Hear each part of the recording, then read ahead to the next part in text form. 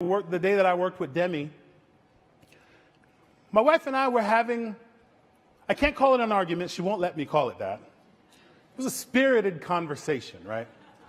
And I'm not going to get back into what it is we were talking about because, you know, you never want to bring back an old argument. For anybody who's married, you guys know that already, right? So we're talking and she says something to me that really, really upset me. And I go, well, I can't believe you said that to me. I demand an apology. And she says, I'm not going to apologize. As a matter of fact, I'm not even going to be apologetic about apologizing. So what you going to do with that? So I go, hold that thought. So I hung up. I was very sorry I hung up on her, by the way, later. So that's a different story. I hung up, and I went to the studio, and I sat down with Demi. And we were throwing around ideas and concepts.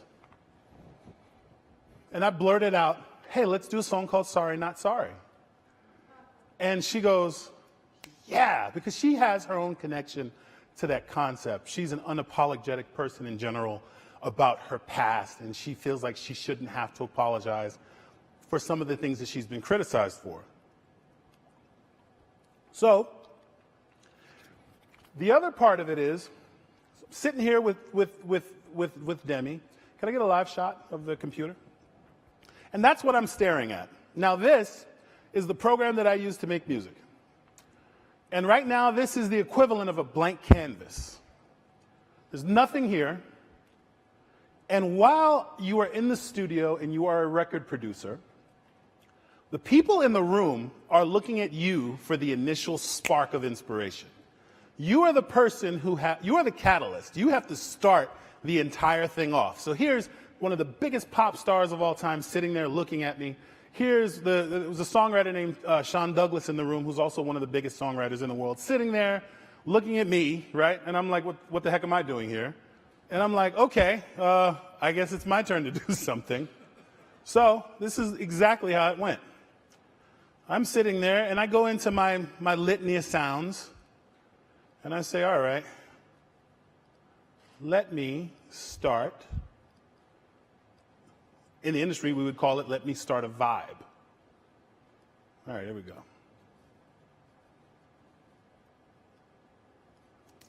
So I sit down and I start playing this progression.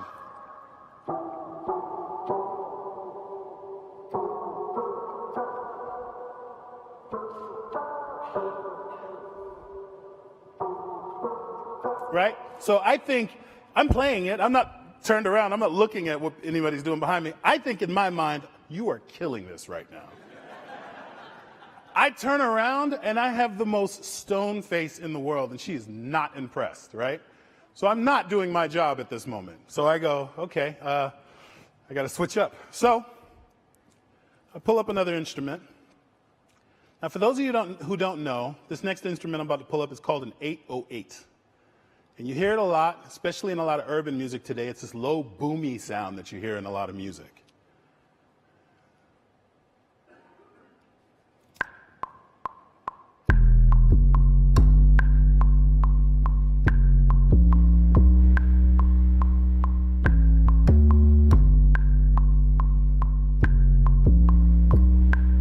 Okay, so now I have this going, right? Everybody in the room is going crazy. I don't know what it is about low, bassy sounds, but it's like, you know, it's the booty shaker automatically. It starts right away. So I pull this up. This is going. I'm like, all right. So now that I've got everybody in the room really happy with what's going on, I decide to sneak my chords back in there.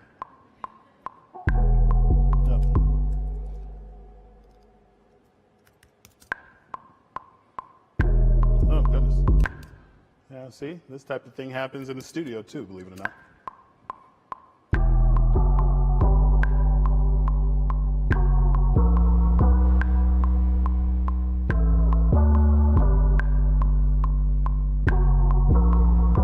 All right.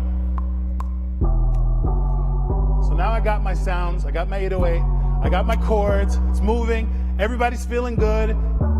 What I'm missing is rhythm. Because part of the producer's job is to show your audience how to move to a song. And I determined the best way to do that is to put a snap in the record. There's this program that I use called Splice. I absolutely love it. It has a lot of sounds in it. It has, basically it's like a sort of a marketplace for producers to get sounds. And this is important because this is basically the producer's version of iTunes. If you're a producer, you know what this is. You go get sounds out of this the same way your average listener would go get songs out of iTunes. Puts it in a really nice interface. I really love it. So I'm going to go to one of my favorite sample makers, IQ Samples. I'm looking for a clap.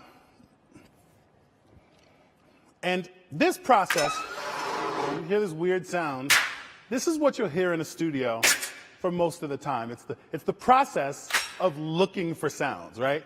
So my life as a producer is the moment spent between looking for sounds. Like I wake up in the morning, I look for sounds. I go eat breakfast, I look for sounds. My wife tells me to take out the trash, I'm looking for sounds, right? And there, every producer could tell you, there is no better feeling than the feeling you get when you find the right sound, right? So I'm like, I hear this snap, I go, holy crap, this is totally it. I go to download it. Pull it right up. There it is. I pull it right into my session.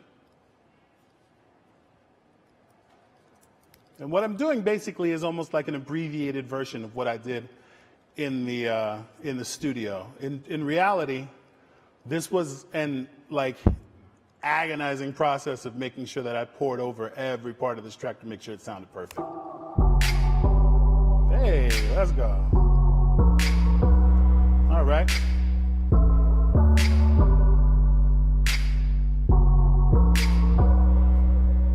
So then after that, we have this loop. And they're writing to it, and they're loving it. Sorry Not Sorry is the concept. They're coming up with melodies. I had a couple of more production elements to the track.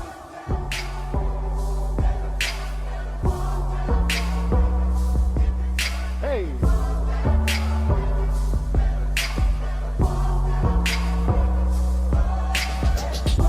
Now see, I'm up here in front of a whole bunch of people, but I'm honestly having fun working on this session. That's how you know you're doing the right job, right?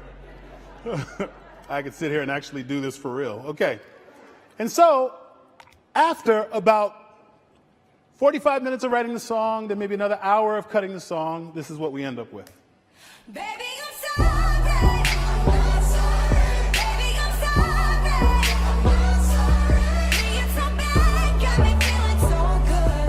Showing your worth like I knew that I would. And there it is. There's the song. Created on stage in front of everybody here. It was a real